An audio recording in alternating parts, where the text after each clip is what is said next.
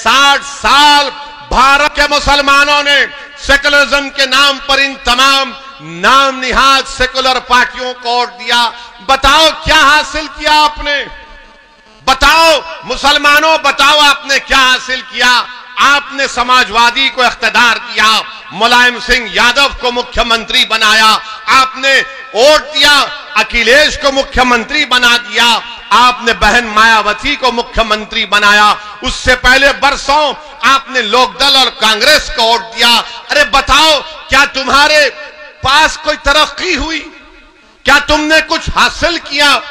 यह भी आपको बता रहा हूं कि हुकूमत की तरफ से यह बात नहीं बताई जाती, बल्कि माहिरीन ये कहते हैं कि भारत में अगर कोई बेटा अपने बाप से कम कमाता है, अगर कोई बेटा अपने बाप से कम पढ़ा लिखा है, अगर कोई बेटा अपने बाप से गरीब है, वो कौन है? वो मुसलमान है, वो मुसलमान है। और मैं सच्चाई के साथ आपसे कह रहा हूं, अपने घर में अपने बेटे को देखो, कहां है तुम और कहां है तुम्हारा बेटा? तुम अपनी जवानी में अगर आज कोई 60 साल का है तो अपने दिल पर हाथ रखकर पूछो कि अगर तुम्हारा बेटा 25 साल का है तो तुम 25 साल में क्या कमाते थे? उससे कम तुम्हारा बेटा आज कमा रहा है। इसको इंटर जनरेशन मोबिलिटी कहते हैं। ये मुसलमानों में सबसे कम है। सबसे उत्तर प्रदेश में सिर्फ 2% मुसलमान ग्रेजुएट होते हैं, सिर्फ 2%। उत्तर प्रदेश में सबसे ज्यादा बच्चे और बच्चियां स्कूल के बाहर हैं, मुसलमान हैं। कौन इसका जिम्मेदार है? ओवैसी जिम्मेदार है। कौन जिम्मेदार है इसका? इसका जिम्मेदार आप हैं, क्योंकि आपको धोखा दिया गया।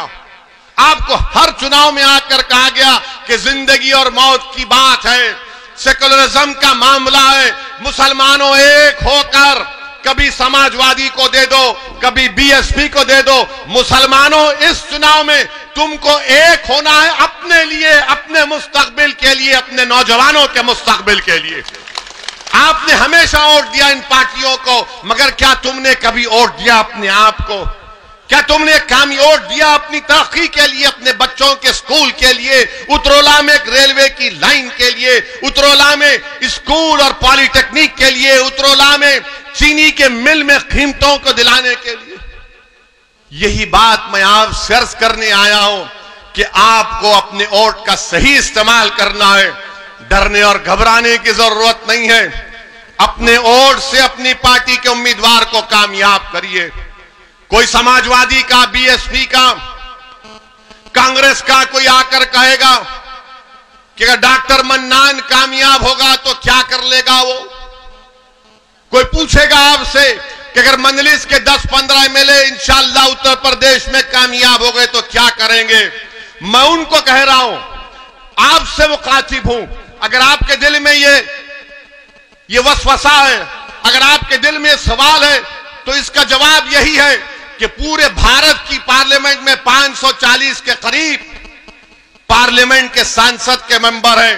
उन 540 में मंजलिस के सिर्फ 2 हैं, और अल्लाह का इतना बड़ा करम है, सदका नबी करीम सल्लल्लाहु अलैहि वसल्लम का, कि जब ये 2 दीवाने खड़े हो जाते पार्लियामेंट को हिला के रख देते हम। आपको इस तरह की जरूरत है, आपको इस तरह के विधायक और एमपी की जरूरत है। आपको कोई कव्वाली पार्टी में कोई हारमोनियम बजाने वाले की जरूरत नहीं है आपको। अगर ये पार्टी के जीत भी जाते तो क्या करते? आपने देखा कभी कव्वाली को? एक थाली मारने वाला होता है, एक तबलची होता है, एक हारमोनियम बजाता है, एक राग खींचता है। एक रब अब आ गए, इलेक्शन आ गया तो पूरी कव्वाली पार्टी आ गई मंजलिस के खिलाफ। एक हारमोनियम बजा रहा है, एक राग बजा रहा है, एक तबलची है। अरे तुम जो काम कर रहे हो, मैं मंजलिस के मुखालिफिन से कह रहा हूं, अरे तुम तो उस तवाइफ से भी बदतर हो। कम से कम वो अपना पेट काटने के लिए करती है, तुम तो कौम का मुस्तकबिल बर्बाद कर रहे हो। तुम तो कौम का मुस्तकबिल बर्बाद कर रहे हो। बताओ आपने क्या हासिल किया? आपके पास में ये आदादो शुमार, ये फैक्ट्स एंड फिगर्स दे रहा हूं, कुछ जवाब नहीं दे सकते हमारे दलाइल का। सिर्फ यही कहते हैं कि ओवैसी जज्बाती तकरीर करता है। हां, जिंदा हूं तो जिंदगी का सबूत देना पड़ेगा। जो मुर्दा है उसमें जज्बात नहीं होते। अल्लाह ने दिमाग दिया, सोचने और समझने का सलीका दिया। अल्लाह ने दिमाग दिया कि उठाओ नाइंसाफी के खिलाफ आवाज उठाओ तो उठाता हूं। अल्लाह ने दिमाग दिया, अल्लाह ने एहसास दिया इंसान को कि जालिम का साथ मत दो, मजलूम का साथ दो, तो बोलते रहते हैं। अब जो मुर्दा हो चुके हैं, जिनका जमीर मर चुका, जिनकी आंखों पर पर्दा पड़ चुका, जिनके पास सोचने और समझने का सलीका छीन लिया गया, वो क्या महसूस करेंगे किसी मजलूम की तकलीफ को? वो सिर्फ इलेक्शन में आकर कहेंगे कि सेकुलरिज्म को बचाओ, वोट को टूटने मत दो, इनको कामयाब करो। अरे जब 9% यादव दो बार अपना मुख्यमंत्री बना लेते हैं, तो क्या उत्तर प्रदेश की विधानसभा में आप मजलिस के 15-20 अरकान असेंबली को कामयाब नहीं कर सकते? क्या बुतुल्लाह से डॉक्टर मन्नान को कामयाब नहीं कर सकते? कर सकते हैं इंशाअल्लाह ताला। और आपको करना है, बताना है। लोग यहां पर बैठकर याद रखो मेरी एक बात को, मैं अपनी जिंदगी का तजुर्बा आपसे कह रहा हूं। मुझे ज्यादा तजुर्बा नहीं है, मगर थोड़ा तजुर्बा है।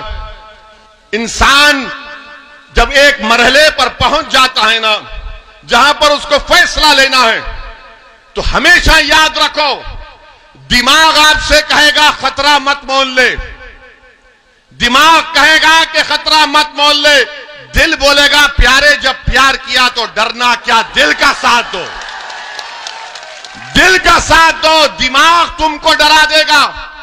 तुम दिमाग से पूछोगे अल्लाह कहां है, तो दिमाग से सवाल, दिमाग बोलेगा कहां है अल्लाह, दिल बोलेगा अरे प्यारे जमीन और आसमान का खालिक तो वही है जो बगैर देखे जिस पर ईमान लाना, वो दिमाग का काम नहीं, वो दिल और दिमाग का काम है। तो सिर्फ दिमाग के गुलाम मत बन जाओ, दोनों को इस्तेमाल करो। और अपने आप से सवाल करो कि अगर मैं डॉक्टर मन्नान को वोट दूंगा तो उत्तरोला का क्या फायदा होगा? मैं डॉक्टर मन्नान को वोट दूंगा तो उत्तरोला के भाईचारगी का मजबूत होगी। अगर मैं डॉक्टर मन्नान को वोट दूंगा तो यहां पर रोडें बनेंगी। अगर मैं डॉक्टर मन्नान को वोट दूंगा यहां पर अस्पताल बनेगा।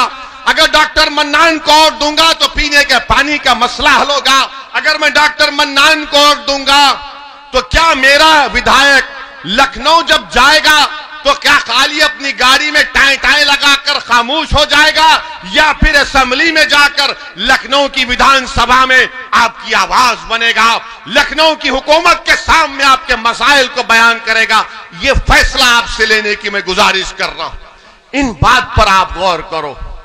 डरने और घबराने की कोई जरूरत नहीं है।